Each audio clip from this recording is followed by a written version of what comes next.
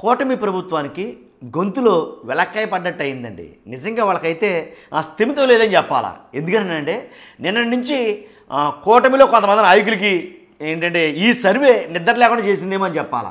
ఏదైతే mood of the nation AP survey ఉందో, చాలాసార్లు గత ఎన్నికల్లో కూడా ఈ mood of the nation AP survey ఏదైతే ఉందో అది చాలా సర్వేలే చేసింది. ప్రామాణికాలకి దగ్గరగానే ఉంటుంది, దాంట్లో ఎలాంటి డౌట్ లేదు. ఈ సర్వే ఇప్పుడు ఎవరు నెగ్గుతారు ఏపీలో, లేదా ఎంతమంది ఓడిపోతారు, ఇలాంటిది కాకుండా ఏంటి ఒక క్వశ్చనర్ అయితే రెడీ చేసింది. ఆ క్వశ్చనర్కి తోటి పాటు సర్వే చేసింది. ఆంధ్రప్రదేశ్లో చాలా ఎక్కువ శాంపిల్స్ తీసుకుని సర్వే చేశారు. దాంతో ఎంతమంది మీద వ్యతిరేకత ఉందో ఈజీగా తెలిసిపోద్ది. ఈ ప్రభుత్వం మళ్ళీ అధికారంలోకి వస్తుందో రాదో ఈజీగా చెప్పేయచ్చు. అంత దారుణంగా ఉంది ఈ సర్వే. ఆ సర్వే వివరాలన్నీ చెప్తాను. ఫస్ట్ ఈ సర్వే గురించి రాష్ట్రం మొత్తం తెలియాలంటే మీ బాధ్యతగా లైక్ చేయండి. లైక్ చేయడం వల్ల ఈ ఇన్ఫర్మేషన్ ఎక్కువ మంది షేర్ అవుతుంది. అలాగే నాకు కూడా మోటివేషన్గా ఉంటుంది. లైక్ చేయండి. అంతేకాదు కొత్తగా మన ఛానల్ చూస్తే పక్కాగా సబ్స్క్రైబ్ చేయండి.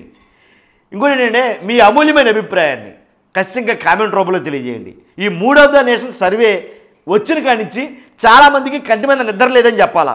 ఎందుకంటే మనం మామూలుగా లేదు. ఆల్రెడీ కొంతమంది విశ్లేషకులు చెప్తున్నారు ఏమనంటే కూటమిలో చాలా మటుకి ఎమ్మెల్యేలు మంత్రులు రెడ్ జోన్లో ఉన్నారు. బాగా ఇంకా 100% వీళ్ళ నెగ్గరు అన్న వాళ్ళు ఇంచుమించుగా టీడీపీలో 54 మంది ఉన్నారు. అలాగే జనసేనలో 15 మంది ఉన్నారు. బీజేపీలో నలుగురు ఉన్నారు. అలాగే ఎంపీలు చూసుకుంటే కనుక 13 మంది ఎంపీలు ఎట్టి పరిస్థితుల్లో వీళ్ళ నెగ్గరక అన్న వాళ్ళు నేను చెప్పాను ఇప్పుడు దాకా. కాబట్టి ఈ mood of the nation survey చేసినటువంటి సర్వేలో భాగంగా ఏంటంటే ఆ క్వశ్చనర్ ఏమి ఇచ్చారంటే కనుక ఎక్కువగా ఈ ప్రభుత్వం మీద అంటే కూటమి ప్రభుత్వం మీద అసంతృప్తితోటి ఇది మాకు వద్దు అనే అసంతృప్తితోటి ఉన్న వర్గాలు చూసుకుంటే కనుక నిరుద్యోగులు 56% అసంతృప్తితో ఉన్నారంట. వాళ్ళు చేసిన సర్వే ఇది. 56% అసంతృప్తితో ఉన్నారు నిరుద్యోగులు ఎందుకు అసంతృప్తితో ఉన్నారంటే మీకు చెప్పనవసరం లేదు నేను.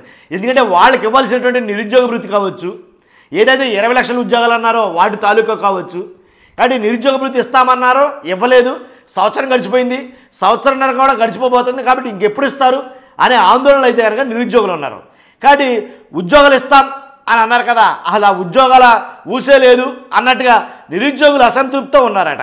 కాబట్టి ఎంత శాతం అసంతృప్తి అంటే ఏదో 10-15% కాదు, 56% అసంతృప్తితో ఉన్నారట. అంతేకాదు విద్యార్థులు ఒక 40% మంది అసంతృప్తి ఉన్నారట. వాళ్ళకి రావాల్సిన విద్యా జీవన ఇంకా చాలా మటుకి వాళ్ళకి రావాల్సినటువంటి ఫీజు రింబర్స్మెంట్ కానీ. కాబట్టి వీటన్నిటితోటి విద్యార్థులు కూడా చాలా అసంతృప్తితో ఉన్నారు. కాబట్టి ఎంత అసంతృప్తితో ఉన్నారని సర్వే చెప్తుందంటే 40% అసంతృప్తితో ఉన్నారంట. తర్వాత మహిళలు అయితే కనుక 49% అసంతృప్తితో ఉన్నారంట. అంటే 50%. ఎందుకు మహిళలకు అసంతృప్తి ఏంటి? మహిళలకు అంతా మంచిగా చేశారు కదా అని మీరు అనుకోవచ్చు. కానీ ఏదైతే 1500 రూపాయలు చొప్పున ఆడబిడ్డ అనేది నెలకు 1500 రూపాయలు చొప్పున ఇస్తానన్నారో, అలాగే 50 సంవత్సరాలు దాటిన వాళ్ళకి అందరికీ పెన్షన్ అన్నారో, ఇలా చాలా ఉన్నాయి. మహిళలకు అయితే కనుక ఇలాగా 1-2 కాదు చాలా ఉన్నాయి వీళ్ళకు ఉండే అసంతృప్తి. కాబట్టి ఇంచుమించుగా 50% అసంతృప్తితో ఉన్నారంట మహిళలు. ఇక రైతులు చూసుకుంటే 57%. రైతులకైతే కనుక రేటుకి కూడా రైతు భరోసా అనేది ఇవ్వాల. ఎందుకంటే రైతులకు అవసరమైంది నారుమళ్ళు పోసినప్పుడు, పొలాన్ని దుక్కుతున్నప్పుడు, ఇలాంటప్పుడు వాళ్ళకి ఖచ్చితంగా అవసరం ఆ డబ్బులు. కాబట్టి Jaganmohan Reddy time to time వేశాడు కాబట్టి ఇప్పుడు ఇంకా వేయలేదనే అసంతృప్తితోటి రైతులు ఎక్కువ మంది ఉన్నారంట. కాబట్టి ఇంచుమించుగా ఎంత అసంతృప్తి అంటే 57% అసంతృప్తితో ఉన్నారంట. ఇక మహిళల్లోనే ఉచిత బస్సుపై ఒక ప్రశ్న అడిగితే మహిళల్ని ఉచిత బస్సుపై ఎంత అసంతృప్తి ఉందంటే 52% అసంతృప్తి ఉందంట. ఎందుకంటే చేస్తామన్నారు చేయలేదు, చేస్తానన్నదేమో అంతకుముందు రాష్ట్రం మొత్తం ఉచితంగా తిరగొచ్చని అన్నారు. ఇప్పుడేమో మా జిల్లా వరకే, ఎవరి జిల్లా వాళ్ళకి మాత్రమే పరిమితం అని అంటున్నారు. ఇది ఎక్కడ విధానం? అలాంటప్పుడు ముందు ఎన్నికల మేనిఫెస్టోలు అలా చెప్పడం ఎందుకు?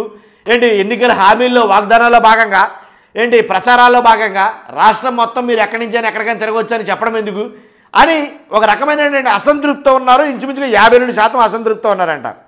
కాబట్టి జగన్పై ఈ మధ్యకాలంలో జగన్మోహన్ రెడ్డి గారు చాలా మట్టుకు పర్యటనలు చేస్తున్నాడు. ఆయన ఏంటి రైతులకి మద్దతు ధర తెలపడం కోసమో, లేకపోతే రకరకాలుగా మిర్చి రైతుల కోసం, పొగాకు రైతుల కోసం, ఇలా 1 కాదు 2 కాదు పర్యటనలు అయితే చేస్తాడు. ఆయన పర్యటనలు చేసిన ప్రతి చోట జనాలు తండోపు తండాలుగా వస్తున్నారు. ఆ వచ్చిన జనం వాళ్ళ మీద ఆంక్షలు పెట్టడం, జగన్మోహన్ రెడ్డి గారి మీద ఆంక్షలు పెట్టడం, ఇవన్నీ చూస్తూ ఉంటే ఒక ప్రశ్న అడిగారు వాళ్ళు. ఎవరో mood of the nation AP సర్వేలో భాగంగా ఒక ప్రశ్న అయితే అడిగారు. ఆ ప్రశ్న ఏంటంటే జగన్పై ఆంక్షలు పెట్టడం ఎంతవరకు సబబు, ఆంక్షలు పెట్టొచ్చా అని అంటే పెట్టకూడదు అని ఇంచుమించుగా 50% పైనే ప్రజలు నమోదు చేశారనమాట. కాబట్టి ఇలా 1-2 కాదండి, ఇలా చాలా అయితే కనుక క్వశ్చనర్లు అడిగారు. ఇంకా చూసుకుంటే కనుక ప్రస్తుత ఏపీ ప్రభుత్వంలో పారిశ్రామిక అభివృద్ధి జరిగిందా లేక త్వరలో జరుగుతుందని భావిస్తున్నారా లేదా అని అడిగితే కనుక అభివృద్ధి లేదు, త్వరలో జరగవచ్చును అనుకుంటే 18%, అభివృద్ధి జరుగుతుందని 22%, అభివృద్ధి లేదు త్వరలో జరుగుతుంది అన్న ఆశ కూడా లేదు అన్నదేమో 44%, తెలీదు చెప్పలేమన్నదేమో 16%. అంటే 44% అభివృద్ధి జరుగుతుందని మాకు నమ్మకం లేదు ద్వారా అని అయితే వాళ్ళు చెప్పడం జరిగింది. తర్వాత ఇంకో క్వశ్చన్ చూస్తే ప్రస్తుత కూటమి ప్రభుత్వం మరియు గత ప్రభుత్వాలతో ఏ ప్రభుత్వం పరిపాలనలో గ్రామ పంచాయతీలకు మంచి జరిగిందని భావిస్తున్నారు అని అంటే ప్రస్తుత ప్రభుత్వంలో 40% చెప్పారు, గత ప్రభుత్వంలోని 30% చెప్పారు. అర్థమైంది కదండి.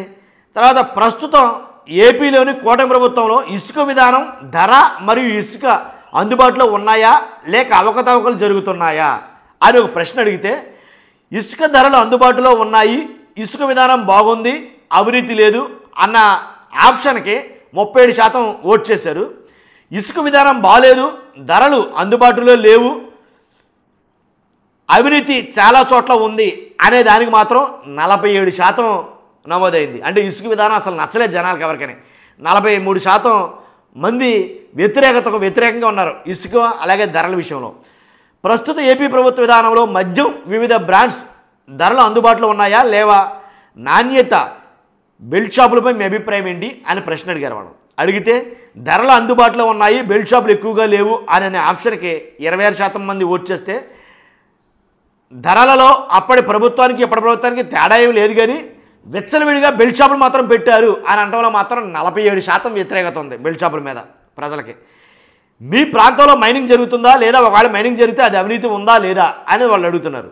అడిగితే మైనింగ్ జరుగుతుంది, అవినీతి ఎక్కువగా జరుగుతుంది అనే ఆప్షన్కి ఏకంగా 42% మంది ఓట్ చేశారు. కాబట్టి దాన్ని బట్టి ఎంత ఎత్తున వ్యతిరేకత ఉందో అర్థమవుతుంది మనకి. ఏపీలో ప్రస్తుత కూటమి ప్రభుత్వంలో శాంతి భద్రతలు ఎలా ఉన్నాయి, మీరు సంతృప్తి చెందారా లేదా? నేను కూడా మిమ్మల్ని అడుగుతున్నా, ఏపీలో ప్రస్తుత కూటమి ప్రభుత్వంలో శాంతి భద్రతలు ఎలా ఉన్నాయి, మీరు సంతృప్తి చెందారా లేదా అని నేను అడుగుతున్నాను. అదే ప్రశ్న వాళ్ళు కూడా అడిగారు. పూర్తిగా అసంతృప్తి చెందాము అని 32% మంది ఓట్ చేశారు. కొంతవరకు సంతృప్తి చెందామని 14% మటుకు ఓట్ చేశారు. కాబట్టి ఏ క్వశ్చనర్లో ఏ క్వశ్చన్ చూసినా సరే పూర్తి వ్యతిరేకత అయితే కనుక కూటమి ప్రభుత్వం మీద క్లియర్ కట్గా కనిపిస్తుంది, దాంట్లో ఎలాంటి డౌట్ లేదు. కాబట్టేనేమో ఇంకొక సర్వే చూసుకుంటే కనుక వైసీపీకి 98 స్థానాలు అయితే కనుక డెఫినెట్గా వస్తాయి అని అయితే కనుక చెప్పడం జరుగుతుంది.